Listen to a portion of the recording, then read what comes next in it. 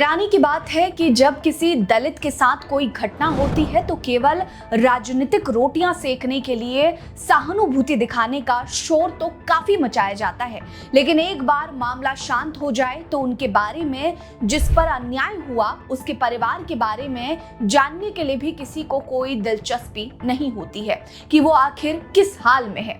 नमस्कार, पिछले 24 घंटों में दलितों के साथ होने वाले उत्पीड़न की खबरों के बारे में जानेंगे जो इस वक्त सुर्खियां बटोर रही हैं। दलितों से जुड़ा सबसे पहला मामला यूपी से है, जो दिन प्रतिदिन दलितों के लिए जंगल राज बनता जा रहा है। अब तक दलितों के आवाज उठाने को लेकर स्वर्ण समाज को परेशानी थी, लेकिन अब तो अगर किसी स्वर्ण समाज का व्यक्ति किसी दलित से दोस्ती भी कर ले तो मनुवादियों की आंखों में किरकिरी होती है। जी हाँ, एक ऐसा ही मामला देखने को मिला है जहां झांसी के सिपरी बाजार थाना क्षेत्र के अंबाबाई गांव में जहां जीवन राजपूत नाम के एक शख्स की दोस्ती अजय वाल्मीकि से थी, लेकिन ये दोस्ती कुछ लोगों को इतनी नागवार गुजरी कि गांव के कुछ दबंगों ने दोनों को एक साथ खड़ा देखकर पहले तो जीवन को उन लोगों ने वाल्मीकि समाज से जोड़कर जातिगत गालियां दी और धमकी देते हुए कहा कि वो स्वर्ण होते हुए भी एक दलित के साथ क्यों खड़ा है।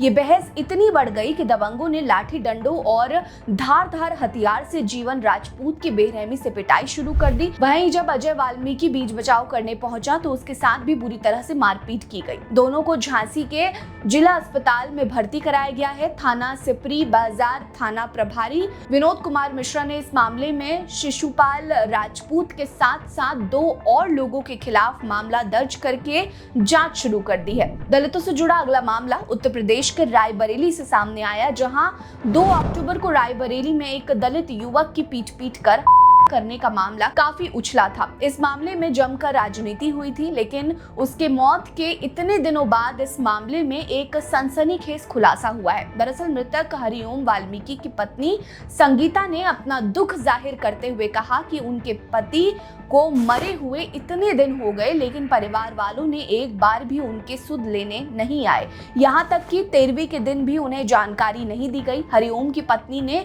रोते हुए बताया कि इस घटना में सबसे ज्यादा असर उन पर और उनकी बेटी पर हुआ है, लेकिन राजनीति के चक्कर में किसी ने भी उनकी सुध तक नहीं ली है, जो केवल ये बताता है कि हरिओम वाल्मीकि की मौत के बाद केवल उनके परिवार को हाईलाइट किया गया। सारी मदद भी वाहवाही पाने के लिए उनकी की गई थी। संगीता अपनी दुर्दशा बताते हुए काफी रो रही थी। परिवार की अनदेखी और इस तरह का व्यवहार से काफी दुखी है। ऐसे में देखना ये होगा कि आखिर संगीता की मदद करने के लिए कौन आगे आता है। दलितों से जुड़ा अगला मामला उत्तर प्रदेश के इटावा से सामने आया, जहां एक दलित युवक को मुर्गा बनाकर बुरी तरह से पीटा गया। इस पूरी घटना का वीडियो सोशल मीडिया पर काफी वायरल हो रहा है। ये घटना इटावा जिले के भरथना थाना क्षेत्र के रानी नगर मोहल्ले की है। सुनमित दिवाकर नाम के एक शख्स ने पुलिस को तहरीर दी है कि 8 अक्टूबर की शाम को जब वो घर वापस आ रहा था तब लड्डू गुप्ता, नंदन गुप्ता,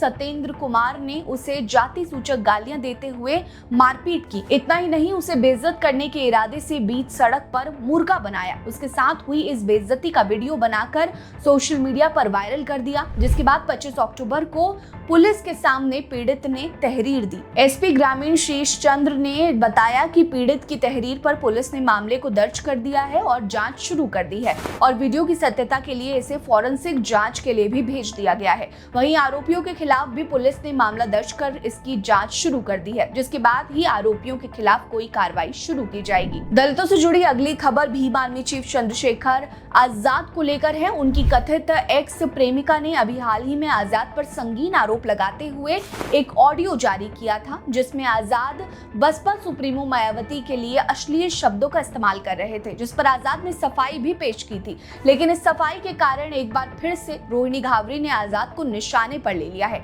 घावरी ने एक्स पर पोस्ट किया है, जिसमें उन्होंने आजाद की पत्नी को नाजायज कहा है। इतना ही नहीं, ये भी खुलासा किया है कि शादी से पहले वो प्रेग्नेंट हो गई थी और पुलिस के पास जाने की धमकी दे रही थी, तो मजबूरी में आजाद को उससे शादी करनी पड़ी। महिला सम्मान की बात करना आजाद जैसे लोगों के मुंह से अच्छा नहीं लगता है। घावरी ने यह भी दावा किया है कि वो घावरी के सामने अपनी पत्नी को नागिन बुलाता था, वो कभी उससे खुश नहीं था। आज कह कहता है कि महिला सम्मान सबसे ऊपर है। हालांकि अब देखने वाली बात यह होगी कि जब घावरी ने आजाद और उसकी पत्नी के रिश्ते पर भी सवाल उठाया है तो आजाद की इस पर क्या प्रक्रिया आती है। दलितों से जुड़ी अगली खबर उत्तर प्रदेश के बलरामपुर से सामने आई, जहां एक दलित युवक के साथ कुछ जातिवादी दबंगों ने बर्बरता की सारी हदें पार कर दी। ये घटना बलरामपुर जिले के सेखुया गांव की है। इस घटना का वीडियो सोशल मीडिया पर काफी तेजी से वायरल हो रहा है, जिसमें ग्राम प्रधान सियानंद वर्मा, जो कि कुर्मी जाति से आते हैं, उन्होंने एक वीडियो सोशल मीडिया पर पोस्ट किया, जिसमें उन्होंने बताया कि गांव के करीब 100 से भी ज्यादा ऊंची जाति वालों ने मिलकर उनके घर में घुसकर जबरन पूरे परिवार को बुरी तरह से पीटा।